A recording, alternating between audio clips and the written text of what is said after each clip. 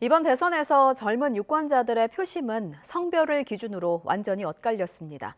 젠더 이슈가 부상하면서 2030 남녀가 각각 총결집한 모습인데 윤석열 당선인은 성별 갈라치기는 없다고 강조했습니다. 구수본 기자입니다.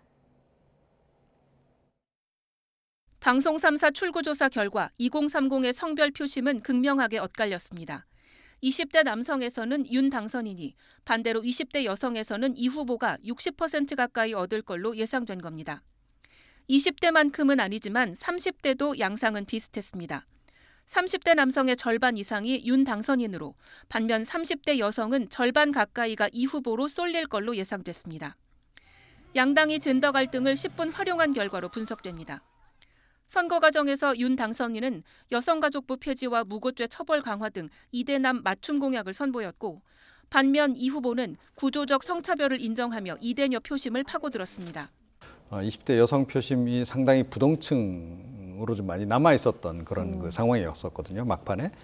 그런데 이 표심이 이재명 후보 쪽으로 많이 이동을 한 것이 좀 확인이 좀 되고 있습니다. 당선인으로 맞은 첫 기자회견부터 쪼개진 2030 표심에 대한 질문이 나왔고, 윤 당선인은 성별 갈라치기는 오해라고 선을 그었습니다. 다만 양성평등을 위한 법과 제도가 어느 정도 갖춰진 만큼 개별적인 불공정 사안에 집중해야 한다는 의견은 거듭 강조했습니다. 남녀의 성별을 갈라치기 할 이유가 뭐가 있겠습니까? 그런 거는 없으니까 오해하지 마시고, 오히려 저는 그렇게 하는 것이 여성을 더욱 안전하고 강력하게 보호할 수 있는 길이라고 저는 늘 생각해 왔습니다. 이에 따라 대선 과정에서 밝혀온 입장이 반대로 뒤집히진 않을 거란 전망이 나옵니다. 하지만 2대녀 표심이 역결집하면서 득표차가 미미하고 여성계의 반발이 거센 점 등을 고려하면 마냥 밀어붙이기도 쉽지 않은 상황입니다.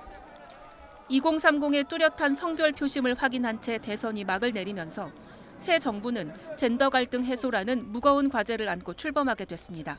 YTN 구수본입니다.